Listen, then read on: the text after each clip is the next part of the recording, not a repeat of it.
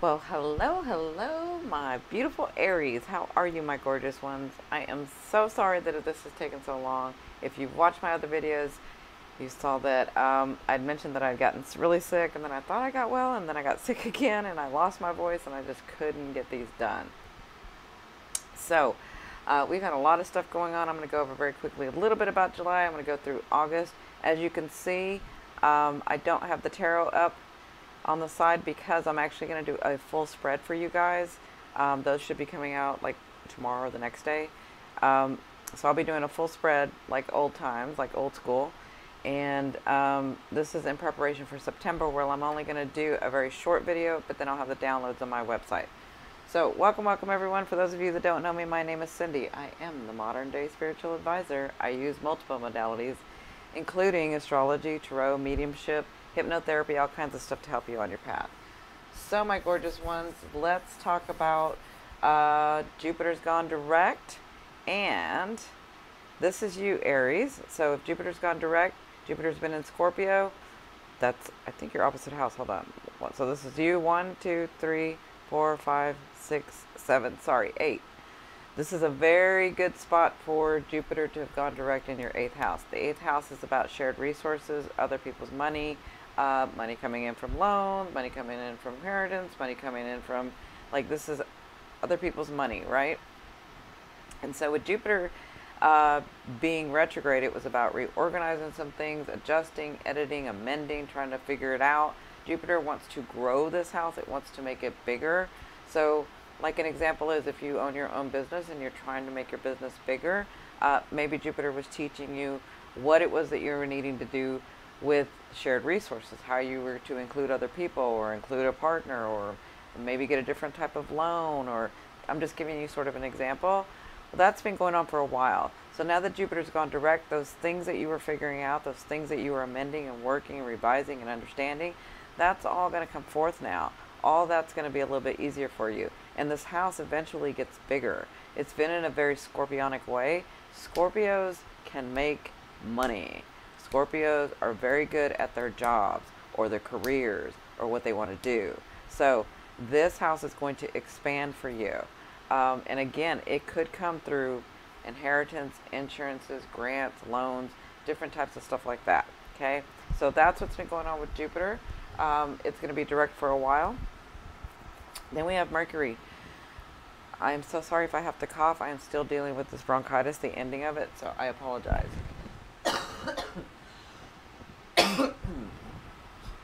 So, Mercury's gone retrograde. And that is in your, if this is you, 2nd, 3rd, 4th, 5th house. So this is your 5th house of creativity, 5th house of love affairs.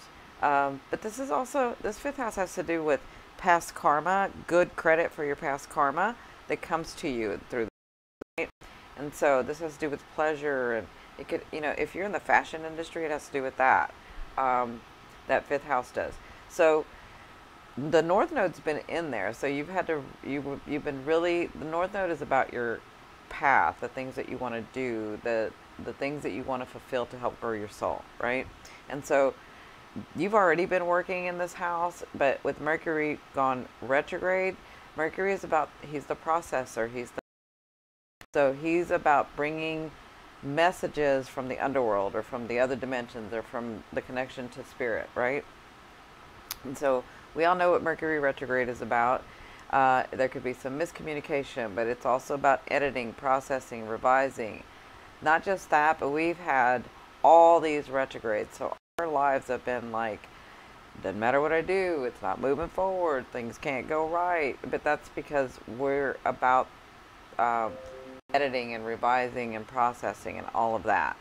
So I'll let you know that we have Mercury retrograde. That will be going on until the 19th of August. We have the North Node retrograde. We have Saturn retrograde. We have Pluto retrograde. We have Mars retrograde. We have Neptune retrograde, and we have Chiron retrograde. And then this next month, soon, I think it's next month, we're gonna have because this is going stationary, and then it's going to start moving back into your sign. So that's a big deal for you. This is Uranus that's going to be moving into your sign, right? You probably had some big changes and shifts in your the way that you earn money, or your financial, the way you've set it up, or the finances that you have, whatever you put value to you concerning your finances and the things you own, there's probably been a little bit of shifting. So in the next, I would say 3 or 4 weeks, whatever is like really prominent about that is what you're going to be eventually working through. Okay. So then we had on the 27th, the lunar eclipse. This lunar eclipse was a big deal. It's going to be a big deal for the next 5 or 6 months. We're going to have the solar eclipse, and that's going to be a big deal for the next 6 to 8 months, right? So I would say for the first 4 months, from now to 4 months, you're going to be dealing with this letting go, receiving, right? So let me explain about what eclipses mean to me. So eclipses are your soul's they're attached to your soul's journey. Eclipses are about your soul's journey and being from your higher self and being divinely guided, right? So what can happen here is karmic events can happen. These are karmic events, whether it's taking from you or whether it's giving to you. These are things that you're wanting to fulfill in this lifetime to help expand and grow your soul, to help grow your light, to help grow your awareness, right? And so the lunar eclipse being in, if this is you, this is the 12th, this is the 11th house. So this lunar eclipse is in your 11th house. The 11th house has to do with your 10th house, which is really being worked on. It supports your 10th house. It is the house of gains. So eventually you will gain something here. But in this lunar eclipse, this is about you letting go, because the lunar eclipse is here to teach us about letting go of what no longer serves us, so that we don't have to bring the baggage from the other lifetime, so that we don't have to bring the baggage and the energy from our childhood trauma or things that happen we no longer serve us and don't need us, right? Or we don't need, because I've said this before, I'll say it again, in our higher selves, in our ultimate being, in our wholeness, we can have unlimited amounts of energy run through us.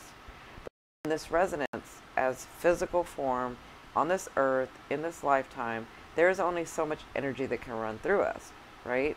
So that has to do with from the car you have, to the lifestyle you have, to the situations you have, to the relationships you have, to down to the spoon that you use, or the fork that you use, or the utensil that you use for eating. Like all of that is energy running through you, because it's all energy, right? And so when you have past trauma or things that you haven't resolved, or keeping that, keeping your heart hardened because you haven't forgiven that person, or maybe you forgave them but you can't let it go, or all of that stuff, and these are very valid. So all this past trauma, all these past situations, all these people, maybe you've not even seen this person but you keep thinking about them, you can't let them go, like all of that is energy you're carrying, and that doesn't leave room for your abundance to run through, right? So this is what this lunar eclipse is about. It's about helping you, the energy helping you to eclipse and let go of what no longer serves you. Now, because it has to do with, if you look here, this is your north node, so the south node is always opposite, so it would be at 5 degrees. So when this lunar eclipse happened, we had the south node involved with it, and we have Mars involved with it, right? So they're all talking to each other, they're having a conversation about your 11th house, about your networking, about your friends, about how you want to have friends, about which friends you should have, about the groups that you should belong to help your career, to help your life purpose, all of that, right? And so in this lunar eclipse, because the south node was involved, it had to do with ending old karma. So you have an opportunity here in the next 5 months to end old karma, to end past life things, to end these contracts, or to complete them. Like you can say, I'm done, I've learned all I could, this no longer serves me, and I am going to let that go. Or some things could actually become resolute, where you completely understand and you're like, oh, okay, I get it. This is how this is supposed to be. And then you let it go. Like there's something that's going to be let go. Something or someone, because you're in the 11th house, right? So it has to do about, it has to do with letting go of something or someone. It has to do with old karma. It has to do with completions. Because Mars is here, it has to, with Mars being there, it can feel like, because Mars is the god of war, it can feel like or come about through crisis or anger, and you can feel anger and chaos, but this is to help you transform and to give you some room so that when this solar eclipse comes, or this wants to gift you with something, Jupiter or Venus, you'll have room in your energetic field for it, right? And so over the next 4 months, you'll really be dealing with letting go, understanding, completing some things in this 11th house, okay? So then that's what happened in July. Now we're in August. So from August 1st to the 15th, we have these two important aspects that I think are important. So we have Saturn and Chiron. And Chiron is in your first house. That's in your house. So, and by the way, I do it from the ascending when I'm reading, but you can read it from your sun and your moon. That also applies. You just have to take it from that perspective. So, I'm so sorry. Pardon me. You get something to drink. Okay. So we have these two squares going on. We have Saturn squaring Chiron, and then we have Mars squaring Uranus, right? This is in your first and second house. This is in your 10th and 11th house. So you have some changes coming over the next couple of years. You have some shifting going on, a little bit of shifting going on like in the next couple of months to let you know what you're going to be working through, but then you got some big shifts coming over the next, 5 to 7 years. You'll be working on this in your finances, in your second house, right? And so, but for the next 15 days, Chiron, and I have a video about Chiron. If you've, I'll attach anything that I talk about, if I have a video on it, or I'll attach it as a link in the description box down below, or at the end of this video, or in the icon in the upper right hand corner. So Chiron is that place where it doesn't matter what you do, how many times you try, how many thousands of ways you do it, you always get the short end of the stick, or you just happen to be at the wrong place at the wrong time, and this always happens to you. That's Chiron. Chiron is the wounded healer. Like, it doesn't matter what you do, this thing always happens, right? And so, but what ultimately you can learn from Chiron is that through all of the different ways that you've tried, and through all of the different ways that you've tried to overcome this, you learn to help others when you see that happening to them, and that releases your Chiron, right? Well, Chiron is in your first house, really helping you understand, what is wounded, who you are, why you came, what do you want to do, where you're going from here, what do you want to do, and where do you want to go, right? And then Saturn in your 10th house is squaring. So it's also working with, your career and your life purpose and out in public. And with these two squaring, they're trying to get you to the same place. But when a square is happening, it's almost like they're not speaking to each other, and they're both trying to rule, right? They're both trying to be the leader, and they're not speaking to each other. And so it can be like this push and pull and push and pull and push and pull. And so maybe, I'll give you a scenario, but it can be different for everybody. Maybe your value system, something in the way that you value something about what they're asking you to do at work, is causing you to really stand up for who you are. Or like you're not going to stand up because maybe they're right. Like this back and forth in your career. Maybe it's dealing with a coworker. Maybe it's dealing with your boss. It is Saturn, so it's probably it's either the company itself, or it's the boss, or it's somebody above you. So that's going to be happening from the 1st to the 15th. But then we have Mars and Uranus. And Uranus is in your second house of finances, right? Uranus is that planet of shock and awe. He likes to shock and awe, but he likes to do it because he likes to liberate you. He wants you to help you breathe. He wants you to feel better. He wants to free you. But sometimes our egos get in our own way, and we're like, nope, not going to do it. Nope, not going to do it. Well, sometimes it's on your path to do it because you've said so before you came, and so it shifts you so that you can get to that place, right? And so that's where Uranus is. And then you have Mars in your 11th house with this group, this networking. You've been working with this lunar eclipse. You will be working with this lunar eclipse for the next 4 or 5 months, 6 months. So it's going to be this push and pull of your finances and groups. Maybe it's a person that you really, like, very influential person that you've been working with, that you really want to get to know, that's going to help get you more finances, or get you to a better company, or get you to a better place with your own company. But maybe they don't always think, maybe it's somebody that you're going to have to work hard, like you're not sure if you can really work with. Like it could be that kind of back and forth going on. Or this has something to do with your groups, your networking, that has to do with your 10th house, okay? So for the next 15 days, it's going to be feeling push-pull, push-pull. These things I got to do, but what do I got to do? Who am I really? What am I willing to give up? Where are my boundaries? Like all of that is coming up for you, okay? So that's going on till the 15th. Then on the 7th, we do have some good news, Aries. On the 7th, Venus is entering Libra. So Venus has been in Virgo, will be in Virgo till the 7th. So Venus in Virgo, that would be your 1st, 2nd, 3rd, 4th, 5th, your 6th house. So your 6th house of daily activity and health and well-being.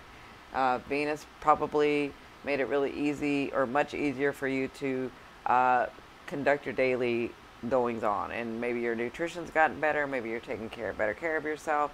Maybe somebody's come in and you've met them through your daily activity, right? Well, now Venus is going to move into your 7th house. This is relationships. This is the mirroring house. This is the house that teaches you boundaries. And so with Venus moving in there, Venus is the planet that wants to bring you love, luck, and money, okay? And so as it moves into your 7th house, you could have, especially when letting go of these relationships, letting go of this group, letting go of what no longer serves you, you could have some people coming in mirroring who you are, what you want next, where you're going next. Maybe it's time for a lover. Maybe it's time for a partner. Maybe it's time for a new business partner. Maybe it's time for a new contract.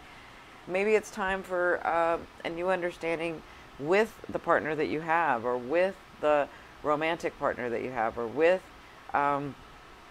whoever is like you're in a relationship with. And we have relationships with our money, with all kinds of things, right? And so Venus being in here in the next 30 days will be bringing you something in a very balanced way. So this is very balanced. So it'll be very balanced to you, right? I'll give you an example. If you're very, very fiery and passionate, this person may be very grounding and able to take what your ideas and your things and really ground it and make it, plant it and make it become bigger, right? So that's just kind of an example.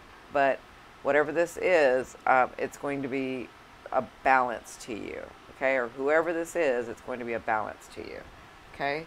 So I hope that makes sense. Now, on the 11th is when we have the solar eclipse. And so the solar eclipse is going to be in your 1, 2, 3, 4, 5 house.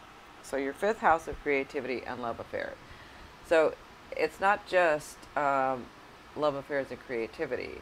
It can be about your children and past life lovers coming to you, or past loves coming back to you so that you can complete something, right? So with the solar eclipse, where the lunar eclipse wants to teach us about detachment and letting go of what no longer serves us, the solar eclipse wants to give us something. It wants to give us something so that we can grow and fulfill our experiences and heart's desire, right? So it wants to give us something that we came here to experience. So whatever that is, it's going to be gifting you something, someone, some relationship, some situation. This for some of you could be a new lover, because this is your house of love affairs. This is also your house of pleasures. So, maybe the spa is your pleasure, like whatever your pleasures are.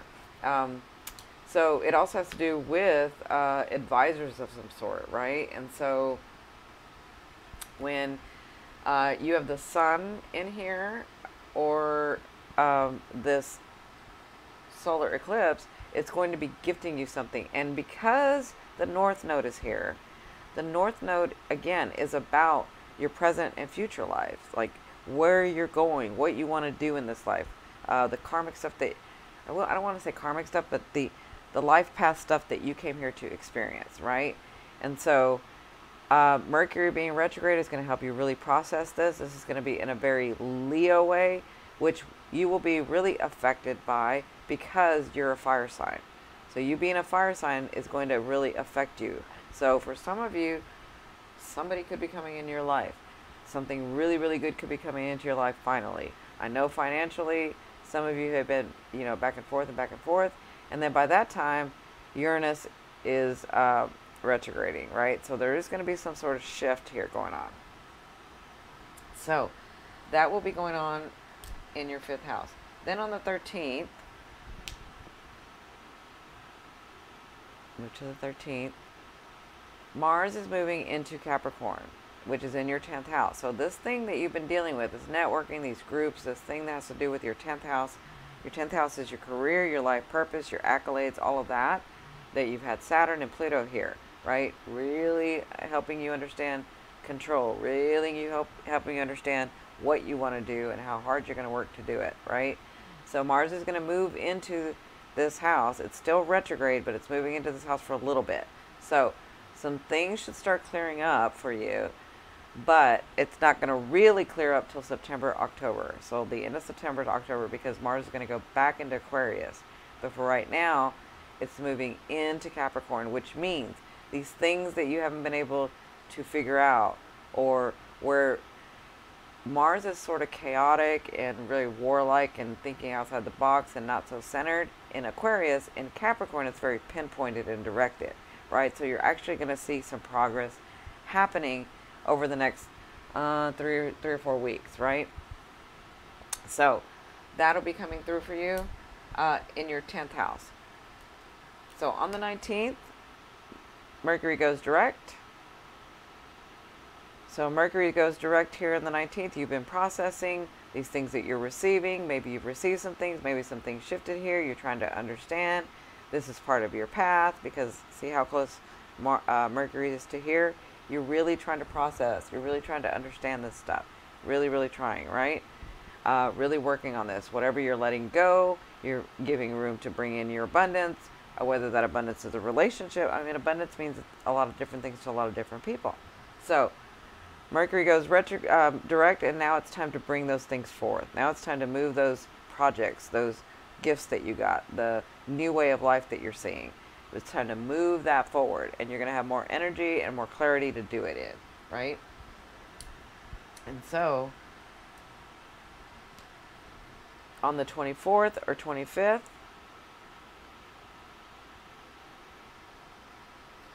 the sun enters Virgo. It's been in it's been in Leo. It's going to move into Virgo in your 6th house. Your 6th house of daily activity. So it looks like with this shift going on here, this shift at work, this shift with these groups, it looks like when the sun comes in here with Virgo, it's going to be very grounded, but it's also going to clear some things up in your health and well-being and in your daily life and activity. Or in maybe those people that came back, like maybe a past lover came back so that you can clear this up, and then you're kind of seeing, is this going to work out? Is this not going to work out? What am I going to do here? And then when when the sun comes in Virgo, it's going to clarify some things for you. It's going to shine the light on your daily activity, your health and well-being, all of that, so it can clear some things up about these relationships in your daily life. Does that make sense? Okay, and then on the 26th, we have a powerful full moon, and especially for you, Aries, you're probably going to have issues with sleeping because this is a very powerful full moon, and it's in your 12th house. Again, I apologize. So if you've been clearing here, if you've been understanding, if you've been letting go of what no longer serves you, when you get to here, the full moon is usually about letting go of what no longer serves you. But if you're already working on that stuff here, if you're getting some clarity here, if you're getting some clarity here, if you're getting some clarity here, and you're really understanding and there's more room, then this can actually be about manifesting your destiny, things coming in from fate, right? Because it's your 12th house. This is the house of where things pop out of the thin air. This is the house of other worlds and this dimension and other dimensions. This is the house and the connection between your past life, your present life, and your future life. Not just that, it's a very powerful house as well for you because it's got Pisces, who is about the other worlds and the connection to that. and also Neptune, who can manifest out of nowhere, and the moon, who can also manifest out of nowhere. So I will say, when this happens, you could be dreaming even before then about something coming true for you, or a direction you're wanting to go, or maybe some things are clearing up, or maybe you're actually seeing where you're supposed to go, or maybe you're seeing the future of some sort. You can ask the questions. When your 12th house is lit up, the connection is so strong between you and your higher self, you and the other worlds, you and God, Spirit, Source, Oneness, that as you're going to sleep, ask the question. Ask the questions that you have. I'm not clear on this. What should I do about this? Please help me remember as you tell me in my dreams. Like, you can have that happen and ask for clarity, and that will and they can clear this up for you. But I wouldn't doubt it if some of you had a past life person come from another life, but it's a life partner for you, or a friend that just happens, like, you meet the friend and you're like, I feel like I've known you all my life, and they're here to help, or a business partner, or something, or someone, or some relationship. Something can come through here if you've cleared here. Okay, so this is really important about clearing, so that you can have room in your energetic field to be able to bring in your abundance, to be able to bring these things in on your path. Okay, and so then, last but not least, this is when Mars goes direct for a little while. So Mars will be going direct. So whatever's happening here for the next couple of weeks after that, I would really pay attention, because that's what's going to be like lifting, and you're going to be eventually clearing up by the end of September, October. So whatever the focus is at that time, that can be happening. I mean, that can be clearing up in September, October. All right, my gorgeous ones, I did want to mention one more thing. I did team up with Instant Go.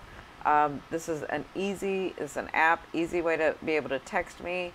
If you have one question, maybe you have a question about your sign, or maybe you have a question about your aspect, or maybe you have a question about how it's going to go today. So whatever that is, you can text me, and I can text you back. If you use the promo code Indigo, you'll get $5 off your first order, or your first text. And so I'll have the link down in the description box below. You can find me at YourPath39.